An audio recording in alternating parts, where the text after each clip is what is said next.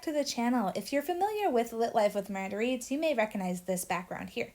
And you may think my life is neat, color-coordinated, and above all, organized. That is a lie, and allow me to show you the truth. Dun dun dun. Oh man. So yeah, this is what my bookshelves actually look like. So in lieu of making grandiose New Year's resolutions this year, I decided I just wanted to get my life together and actually organize my bookshelves in an aesthetically pleasing way for once.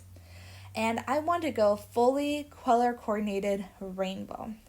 Beginning this project, I had no idea if I had enough books for that, but the general idea was I would try and have rainbows on either side of the large bookshelves here.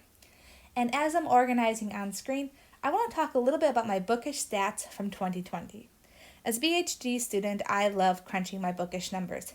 This year, I read a whopping 398 books, which was 106,534 pages, and it was, frankly, awesome. And you may be wondering just how awesome all of those books were. I'm glad you asked. So 73% of the books I read were 4 stars or higher, which resulted in an average rating of 3.6 for my books. So there were some duds in the mix, but overall it was a pretty good year. And here are the videos on screen for my highs and my lows in case you were curious. Out of my own curiosity, I made a chart with the year the book was published and then how many books I read from that year. As you can imagine, most of the books I read actually came from 2020, which is actually 220 of those. And that really makes sense because publishers and authors who send me books for review, they want those reviews out ASAP. So I'm trying to read 2020 books before they come out in the year 2020. I did also have time, though, to catch up on a fair amount of books I wanted to read from 2019, but ended up missing the first round. And because I just like to do this stuff, I kept track of what kind of books I read this year, and a majority of them were physical copies. So that was hardcover or paperback. But still a fair amount were audiobooks and ebooks.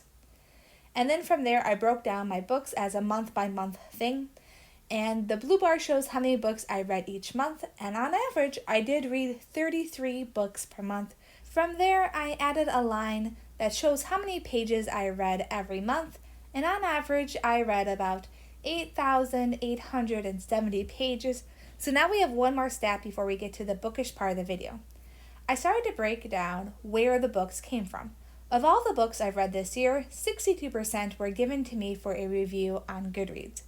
If you want to know how I finagled 248 free books this year, click the link for my how-to video. The remaining 150 books I read were of my own choice, either ones from my house or that I picked up from the library. Breaking down the received review books even further, about a third of them came from major publishers. So that would be like Berkeley Publishing, Simon & Schuster, Bloomsbury, Celadon Books, etc. The remaining 2/3 came from self-published or indie publishers. One thing I love about my platform is the opportunity I have to share books that are amazing, but might be flying under the radar. So now I'm going to go into my bookish, indie, or self-pub recommendations month by month. So whatever books I read in January, what was my favorite indie or self-published author. Now I started with a very strict 1 book per month rule, but I realized quite early on that there were a lot of books I wanted to recommend, so I decided to get a little loosey-goosey with my rules. After all, you can never have too many amazing books. Starting off in January, I read a book called The Hanging Tree by Michael Phillip Cash, and his novel was a delight. We watch Ariel as she hangs out with her kind of boyfriend Chad at the base of an old tree. Unbeknownst to her, the tree is a hanging tree, and perched on the branches are the victims. February found me within the pages of Green Witchcraft, which was an incredibly cool book and look into the history of herbal plants and their purported magical meanings.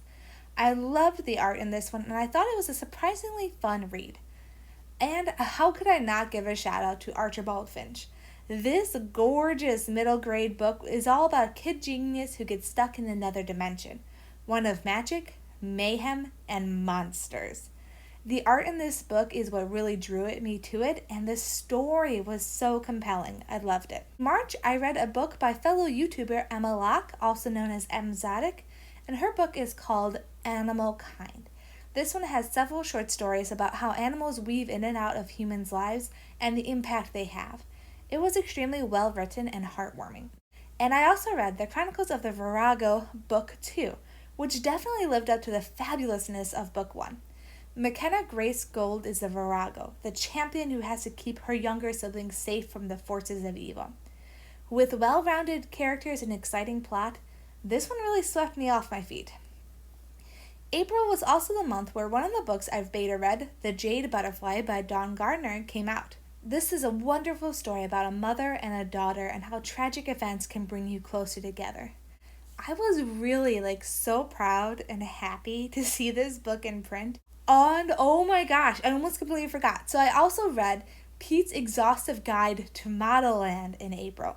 This is a self-published response to Tyra Banks' monstrosity of the book, Modelland. The way Pete breaks down the absolute inane and craziness of Tyra's book was hilarious and preserved my sanity. I will be forever grateful to him. And I honestly recommend reading his book before you tackle Tyra's. It will give you that much needed content and perspective to survive. In May, I read a couple of really neat books. One was a children's book about the story of Jane Goodall, which was really wonderful. The art was fantastic, the story was quick but very satisfying. I also read The 10 Commandments of Author Branding by Shayla Raquel, which was a really cool peek into the behind-the-scenes indie publishing world. Definitely recommend it if you're an author-to-be or if you're really just curious about how these books come to happen.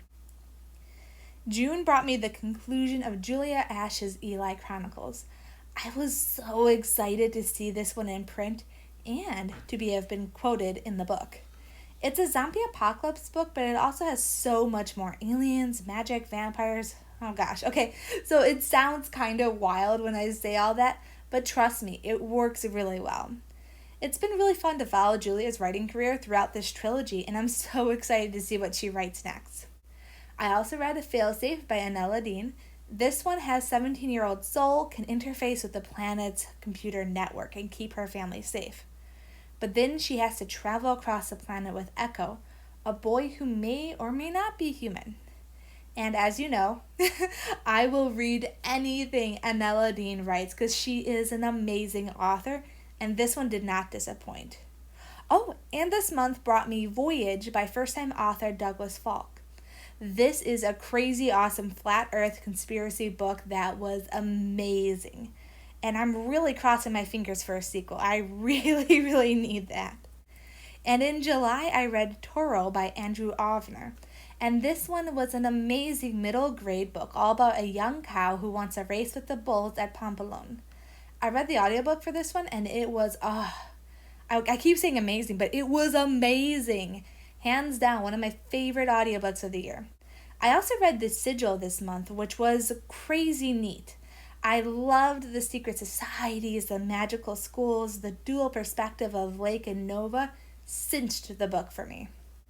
August, I read Trip of the Runner, and that audiobook rocked. We followed Trip, a has-been Olympic medalist with the mentality of a teenager. He gets schooled by the local goat girl, and from there, sparks fly. It was hilarious and heartwarming and everything in between. It was really a wonderful read. And, oh my gosh, how could I forget Carole P. Roman's big book of silly jokes for kids too? I've talked about it a lot on my channel. Absolutely the perfect book to pick up when you're having a down day. September brought me to Princess Rose, written by a husband and wife duo. This was a lovely middle grade book that follows a princess on an adventure. I liked that it wasn't a typical princess story, and the side characters really are what made it shine. And of course, I read another Anela Deen book, Night Latch, in September. This one follows a locksmith who can open any door, and Lady Death who follows him. Anela's books are always just so amazing. And, my gosh, if you haven't read her, start reading her. Alright, so October, I absolutely have to mention Cairo's First Halloween. This is truly one of the cutest books I've seen in ages. It follows baby Cairo, who gets dressed up in a new costume every day of October. And of course, the second shout out this month is The Cotton Blossom, also by Gardner, also one that I beta read. This is a really cool, ethereal, and wonderful historical fiction. I am so excited to see that one in print. And in November, I read the first and second book of the Thomas Wildest series, and that one's kind of like a middle grade, maybe young adult, and it was really neat. Thomas has wished his entire life for magic to be real, and when he steps into an old bookshop, he finds the truth thanks to a magic book. I also read Saving Sadie, which follows the tragic story of Sadie, a dog used for breeding, who was shot twice and paralyzed. And it follows her heartwarming journey to health and happiness. In December, I had Please Don't Tell Cooper He's a Dog, and this is all about a giant dog who thinks he's people. The text was adorable, the characters were cute, and I loved the artwork.